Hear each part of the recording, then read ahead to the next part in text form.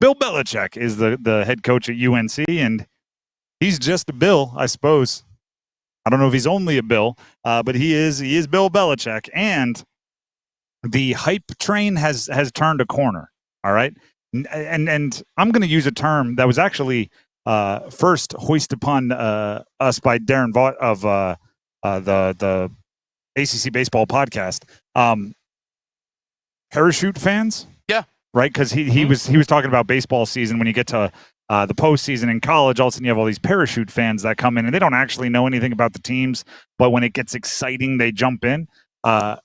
We're starting to see a lot of parachute opinions on UNC football. Sure. In that they haven't been tracking the roster building since Bill Belichick showed up. They haven't been tracking the transfer portal. They haven't been tracking who stays. They haven't been tracking what else has happened in the ACC. But now that football season is on our doorstep, and Bill Belichick was talking to the media at ACC Kickoff yesterday and everything else, now they want to parachute in and just go, this is great. Bill Belichick is going to have them winning. He's going to have them doing this. He's going to have them doing that. And I'm going, well, maybe, but if you don't see all of these other things that may be working against them, or all of these other things that may take some time to impact, then you're being really loud and aggressive for no reason. Evan Cohen hosts Unsportsmanlike every morning right here on 99.9 The Fan and ESPN affiliates all over the country. He is one of those that fully believes UNC will be great with Bill Belichick, and he said so this morning. This is a message to all of those people at UNC football. You got all these people out there that are detractors. Not me. I believe in Coach Belichick 1,000%. He's going to get the most out of the 18 to 22 and 23-year-olds that he's going to coach and work with, and then give him 1 year. Maybe it's not going to be perfect this year, but what's going to happen is there's going to be parents and high school coaches that are influential over current college players and current high school players that are going to say, you know what? Go play for him. Look at all the guys he had drafted. UNC football is on the rise. People could talk about all the off-field stuff they want. Watch this man on Saturdays. That's pretty emphatic. Okay. Pound the table there, Evan Cohen. All right. Here's the thing with me.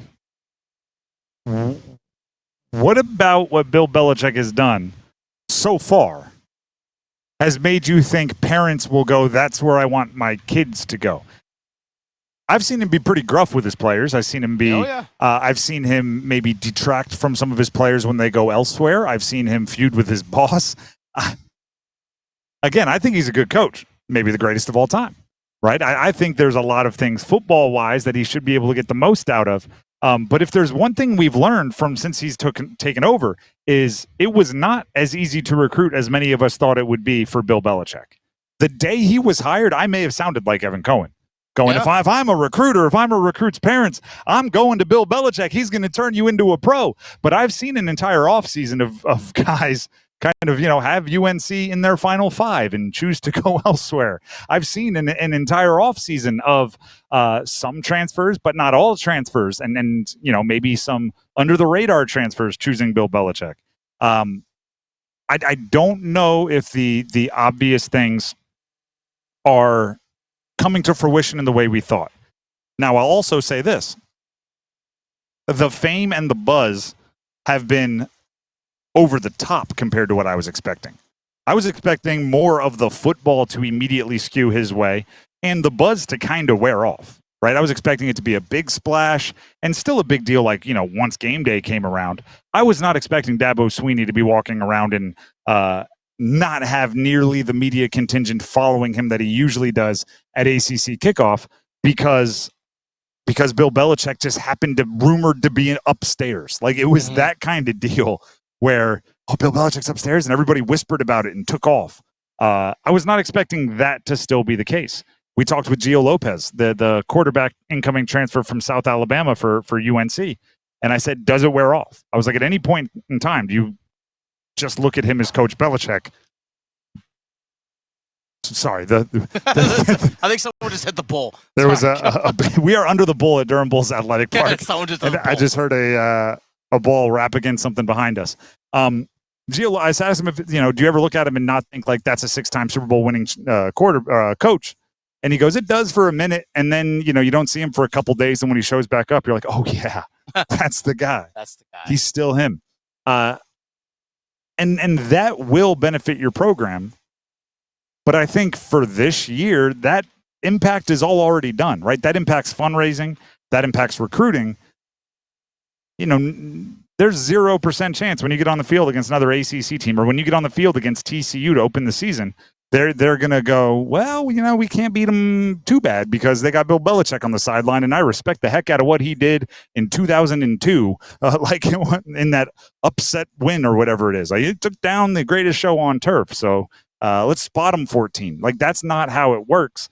I'm very cautious compared to some of the over-the-top emphasis on UNC. And if we take a look at what this UNC team has, if you factor in freshmen coming in and transfers, it's like 70-plus new guys. Over 70, correct. It's a lot of new faces on this team. How quickly can Bill Belichick get these guys on the same page without having preseason games, no joint practices, none of those kinds of things?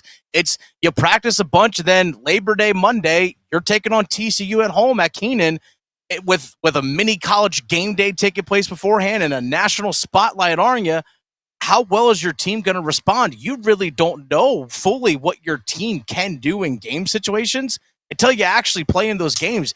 Bill Belichick doesn't even know. I'm not going to sit here and pretend I know exactly what UNC football is going to look like this year. We don't know what their system's going to look like. We don't know what Gio Lopez is going to look like in said system. That system might change at halftime before we all know. Maybe my favorite anecdote from ACC Kickoff came from Gio Lopez, because I asked both Will Hardy, who's a safety for UNC, and Gio Lopez, who's quarterback, what film are you watching? Because I think that could impact or give us some insight into what style of play they're going to run, right? If you're watching a lot of Washington last year, because that's where Steve Belichick was the defensive coordinator, then we could go watch Washington and say this is what they're trying to do. Both of them said a ton of Patriots film. Okay. So if there's some insight there, you'd expect they're going to be running the same systems and everything that they ran in with the New England Patriots.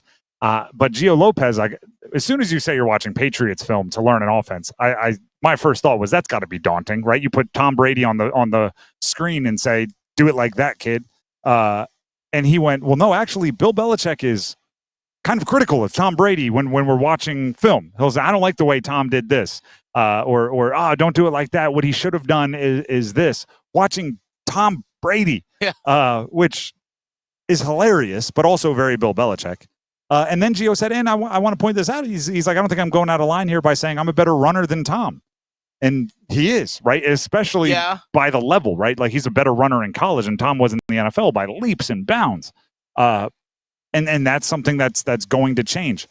I have full faith and confidence. I might even sound like Evan Cohen and being that over the top confident in UNC if we're talking about just the defense. Because Will Hardy, he's the one, by the way, that corrected me, because I said you had 40 plus transfers, all these new guys, and he was like, actually, it's over 70 if you include the freshmen. But it did seem like the defense with Belichick leading the way, Bill Belichick, that is, and Steve Belichick and Brian Belichick, it seemed like they had a firmer grasp. The offense, I mean, Freddie Kitchens is leading the way, and that's not Bill Belichick's, that's not his calling card, right? That's not his thing. It was Josh McDaniels, or it was Bill O'Brien, or it was Charlie Weiss. Through it, like, he's had some really good offensive coordinators. Back to Josh McDaniels. Then Belichick left, and they're back to Josh McDaniels again. Yeah. There's different. The offense, to me, I think there's going to be growing pains there. There's no guarantee they're going to be over this year, next year, the year after. There were years where, every year without Tom Brady, Bill Belichick's offense is underwhelmed. And that includes when you had guys like Cam Newton, and it's not like he was playing with scrubs out there, sans Tom Brady. Quickly, we have Matt Baker of The Athletic. He was asked, what is a successful season for UNC and Belichick? And this was his answer. 8-4 is probably enough to make all of this worth it. Obviously there's been all the Jordan Hudson talk and everything that's happened this offseason. It's been very, very weird. Talk about, the financial investment, right? With paying him as much as they're paying him, upping the ante in terms of everything else, trying to elevate Carolina football with, it's been a basketball school for such a long time, trying to make it a football brand. I think to make it worthwhile, to make it seem like a success, 8-4 would be the floor. I think 9-3 would be a definite success. 8-4 is kind of on the border. And under that, then you're in the Mac Brown territory. And what did we really do here? Because the other part of this that we have to kind of factor in is the long-term play here, where I don't think anybody expects Bill Belichick to be coaching at North Carolina for 10 years. So if it's a short-term deal, whatever short-term means, the returns, the dividends have to be paying off very, very quickly for it to work out. 8 wins, I think realistic people would be okay with. I'm not sure those parachute fans would be. I think they're expecting Bill Belichick to show up, sprinkle some Patriots way pixie dust on the roster, and be in the CFP. Yeah.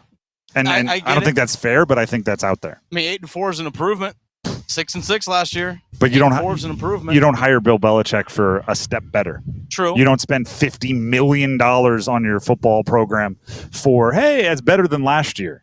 It's not a step better, but it's that first step, though, to getting where you want to be. I'd also argue this. If I were hiring a coach as high profile as Bill Belichick and the expectation was 3 or 4 years of coaching, I'd be hiring him as much to transform the program for the next guy as I would hiring for the wins he's going to have there. Like, if you're only hiring for 3 years and you expect the program to spike when they're there and then maybe go down for the next person, like they're the secret sauce, it's too difficult. It's too high risk. If it doesn't work out, it's a disaster. What I'd more hope Bill Belichick does is put this pro structure that he talks about in place, and then the next person gets to walk into a ready-made, cranking, winning, foundational kind of machine that's already in process. So, I don't think the impact of Bill Belichick is going to be just while Bill Belichick is at UNC. I think the drive to winning might take a little bit longer than people are hoping for.